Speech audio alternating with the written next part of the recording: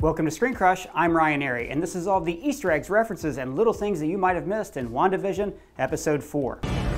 It's Wanda.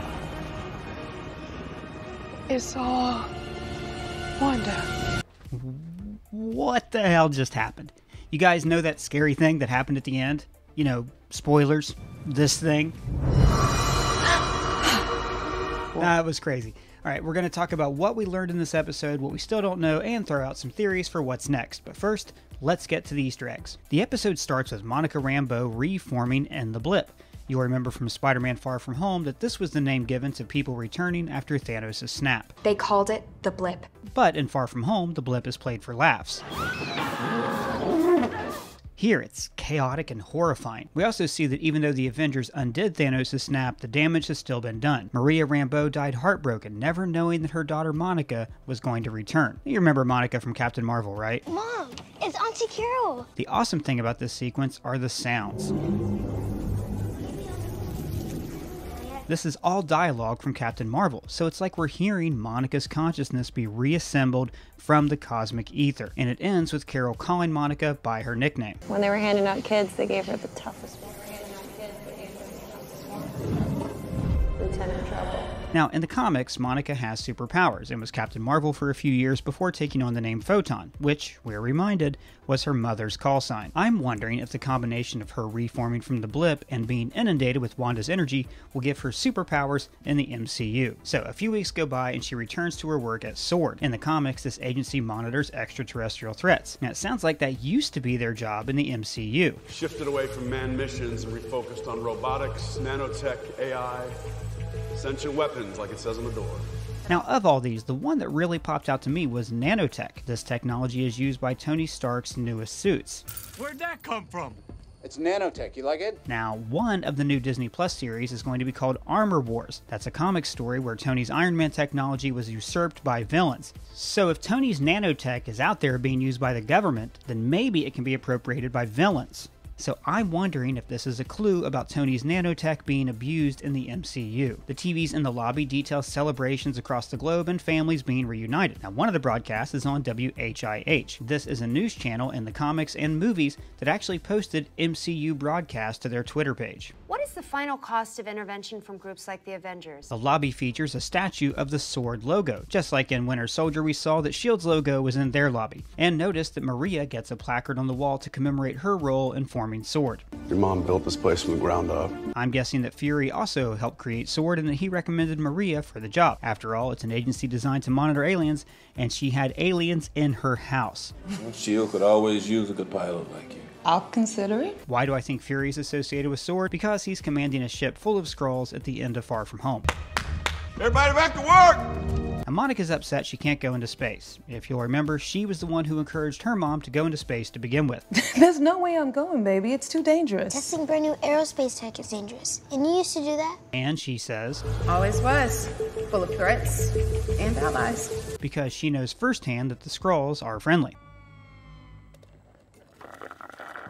Then we start to really put together the show's mysteries. We find out that, as many of you theorized, Westview is a real town and it's filled with real people. It's located in Jersey, just like in the comics, Wanda and Vision moved to Leonia, New Jersey. State bird, the mosquito. Monica meets Jimmy Woo from Ant-Man and the Wasp, and I really hope this whole series ends with him distracting Wanda with the card trick he learned from Scott. How'd you do it, Scott? Do what? The card trick. Hey Wanda, want to see some real magic? She flies a drone marked S-57. This is probably a tribute to Avengers number 57, the first appearance of the Vision. And if you notice, the colors of the SWORD drone match Captain Marvel's costume. This could have been a nice tribute from Maria Rambeau to her friend Carol Danvers. And later we'll see a SWORD Jeep marked 8512, a reference to the 1985 12-issue limited series The Vision and the Scarlet Witch. This show is very loosely based on that run when Wanda had her twins. I like that they monitor the drone on what's essentially a tiny TV, and then when it disappears, it's like like it's been edited out, just like the edits that we see in the show later on. Jimmy is trying to hunt down a missing person who's in the witness relocation program. None of them have ever heard of him. Everyone who knew this person is suffering from amnesia. Now, this is interesting because there is a 5-mile radius of amnesia around the town, but presumably anyone who knew the witness is further than 5 miles away because he was in witness protection. So this means that whoever this witness is, they were erased from the minds of everyone who knew them. To me, this sounds like witchcraft. In the comics, the witch, Agatha Harkness, erased Wanda's memory of her twins. Now, I know the episode makes us think that Wanda is the real villain, but I got a couple theories that suggest otherwise that we'll get into later on. And we have actually seen Wanda mind control people like this before when they evacuated the city in Age of Ultron. Jimmy Woo name drops Elliot Ness, the famous Prohibition-era FBI agent. Notice that the force field up close actually looks like an old school cathode ray tube television. That's pretty cool. After Monica is sucked in, SWORD sets up a base camp following the same shield protocol they used to surround Thor's hammer. And then, Darcy Lewis is back. All the answers you seek will be yours once I reclaim Mjolnir. Mjolnir? What's Mjolnir? Since Thor the Dark World, she has gotten her doctorate, meaning she's no longer a useless sidekick. Congrats, Darcy. Mjolnir! She detects Wanda's broadcast as part of CMDR radiation. Relic radiation dating back to the Big Bang. Yeah. This is the microwave radiation that actually creates TV static. So it's pretty cool that this is how Wanda is broadcasting her show. But why is Wanda using Big Bang radiation? Because she gets her powers from the Mind Stone. And as Wong tells us, the Mind Stone was created during the Big Bang. Big Bang sends 6 elemental crystals hurtling across the virgin universe. This is one of many cool connections in this episode. See, I love that the show teased us with this twist for 3 episodes first, but I know some of you were frustrated by the slow burn. Tell me in the comments, do you wish they had started with all of this up front, or do you like the sitcom-only episodes? Another big question was, who's the B guy? Is it Mephisto? Why is he so creepy? No. Well, like I said in my Hydra video, he's not creepy, Wanda's reaction to him is creepy. And notice that when he enters the sewer line, he's in a hazmat suit. Passing through the portal transforms the suit into a beekeeper costume. This could be for a couple reasons. One, everything from the outside world has to be transformed into something retro so it won't break Wanda's fragile reality. This is also what happens to the helicopter. The helicopter was colorized because it pulled Wanda slightly back toward reality, much like the blood on Dottie's hand. Dottie! The B guy is actually named Agent Franklin. Now I'm wondering if that's an homage to Franklin Richards, who in the comics was nannied by Agatha Harkness. More on her in a minute. And by the way, I wouldn't worry about the B guy. I'm pretty sure he was recast as the ice cream salesman from the opening credits of episode 3. Notice that the broken end of the Stranger Things tether is crackling with Wanda's red energy, the same energy that surrounds Monica at the end of the episode. And when he emerges from the sewer, the world slowly fades from color into black and white. But also, why are there bees everywhere? Is it related to the hexagons that make up a beehive? We learn in this episode that the field containing the town is also a hexagon, just like the hexagons in the credits. Earlier this week, I theorized that this could be the Hydra villain hive, but if you have any theory, shout them out down in the comments. And by the way, I love that Jimmy Woo is using a whiteboard that's basically the same list of questions that YouTubers have been asking for weeks now. Why sitcoms? Why hexagons? Is it scrolls? And then we get another fan theory confirmed, that the townspeople are real people who are being manipulated by Wanda. Maybe. So now this scene is extra creepy because we know this is really a woman named Sharon Davies watching her husband Todd die. Stop it! Stop it!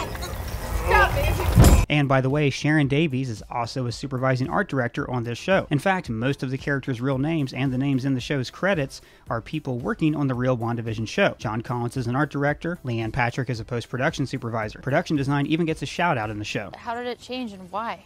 Let's go with the production design. So, the names on the TV show inside a TV show are the people who made the TV show that I'm watching, so does that mean that someone is watching me? I'm in a glass case of emotion! But the reveal that's key to the show's mystery is this woman. That's your mom. You know, I've become something of an expert at pointing out your mom in this show, but I decided to challenge myself and spot your mom in history's most momentous works of art. That's why I started up that'syourmom.com, built by Squarespace, the sponsor of this week's video. Like I said last week, this is my first time building a comprehensive website like this, so I'm trying to improve it a little bit every week. You can actually tweet any suggestions to me because Squarespace makes it easy to connect your socials to your webpage. This week I finally changed over the template images to even more artwork where I managed to find your mom mom. Squarespace is so easy to use, contained within the browser, no plugins, no updates, no patches, ever. But Squarespace doesn't just help me. This platform is great for artists, musicians, or business owners to empower everyone to find your mom. Squarespace is offering Screen Crush fans a free trial at squarespace.com/screencrush and use the code ScreenCrush to get 10% off your first purchase. Or click the link in the description below to sign up. Who knows? Maybe someday you'll create a website that points out my mom. That's squarespace.com/screencrush and use the code ScreenCrush to get started today with 10% off your first purchase. Back to the Easter eggs. Now, I read through the notes on all of these sheets. Occurrences is what the characters did within the show, but the notes section keeps track of what they did out of character. Now, some of this we haven't actually seen on the show. For instance, it says that Abalash asked Vision about his father and sister, and this is the occurrence that made the Sword agents realize that Wanda was controlling the town and the people might be in danger. She came here because we're all... Stop it! But there are two very notable absences from the big board. You can see the big board. Dottie does not have a profile, even though they can see her in the broadcast. Now, this could be just because they haven't pinned it up yet. It could also be because she's Jimmy Woo's missing person. Or it could be because she's playing the secret villain. The actress, Emma Caulfield Ford, recently revealed that she couldn't be cast in the show until she got the okay from Kevin Feige. This implies that she's playing a major role. Now maybe, as some of you have told me on Twitter, she's playing Mephisto, who's the devil in Marvel Comics. Dottie is the key to everything in this town. After all, there's a not very subtle indication here. The devil's in the details, Bev. That's not the only place he is. In the comics, Wanda's sons are actually shards of Mephisto's soul, so it could be that Mephisto lured her into creating this reality so he can manipulate her into creating children for him or her. Which brings us to Agnes, who also does not have an ID. This is because she's likely playing the witch Agatha Harkness, Wanda's mentor from the comics. Agnes has been pushing Wanda to have kids. What about seduction techniques? School admissions. Well, let's not get ahead of ourselves. And so has the rest of the town. All of this is for the children. For the children. And she's also afraid of Geraldine and Wanda being alone together. Is Geraldine inside with Wanda? Now this could be because she's afraid Geraldine will make Wanda angry and she'll destroy them all. Or maybe she's frightened for Geraldine because she has no idea what she's stepping into. Who are you? I don't know. So let's talk about these edits. We find out that Jimmy Woo is actually the man on the radio, but Dottie's reaction was cut from the broadcast. The question is, who's doing the editing? Now it could be Wanda, like it's implied here. I think something's wrong here, Wanda.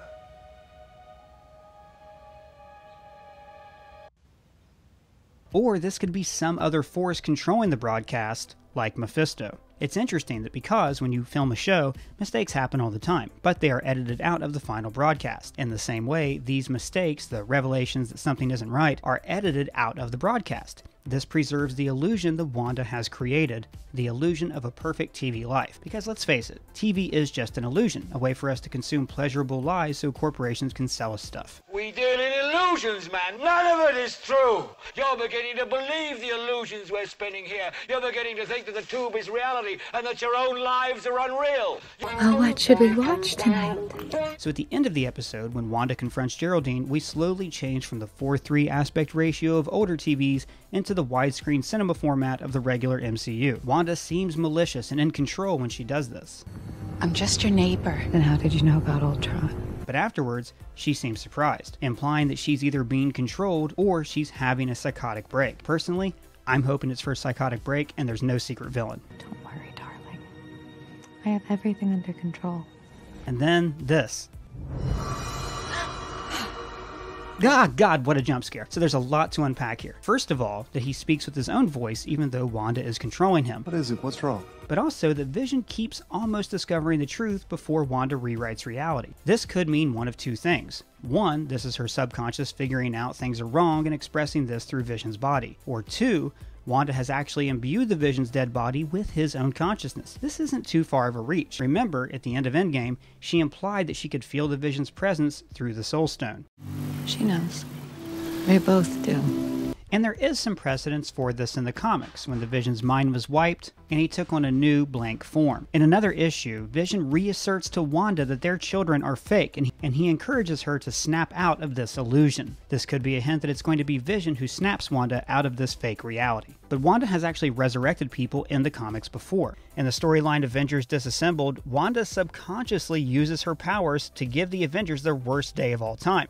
Aliens invade, Ultron returns, people die. Dogs and cats living together, mass hysteria. Now all of that kicked off when a dead Avenger named Jack of Hearts showed up at Avengers Mansion and detonated himself.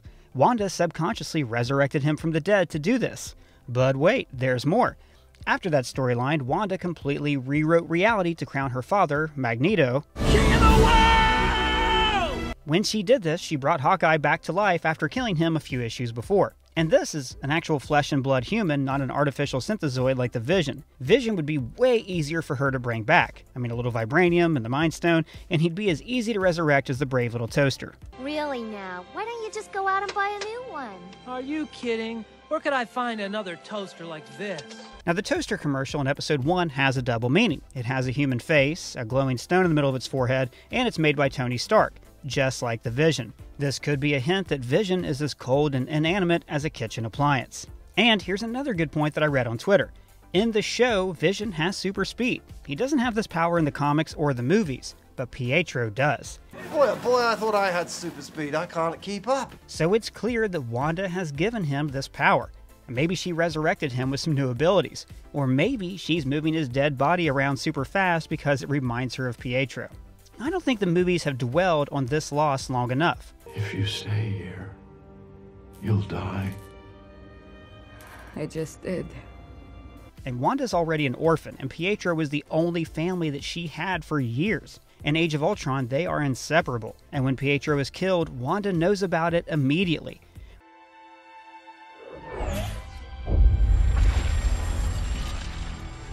Remember, the two of them share a psychic bond because they're linked by the power of the Infinity Stone. So it's likely that Wanda didn't just sense his death, she felt it. Experiencing the only person you love dying from inside their own mind is some serious trauma that we've never really seen Wanda deal with until now. Now she's using Vision's body as a proxy for her dead boyfriend and for her brother. That's a little creepy, like this.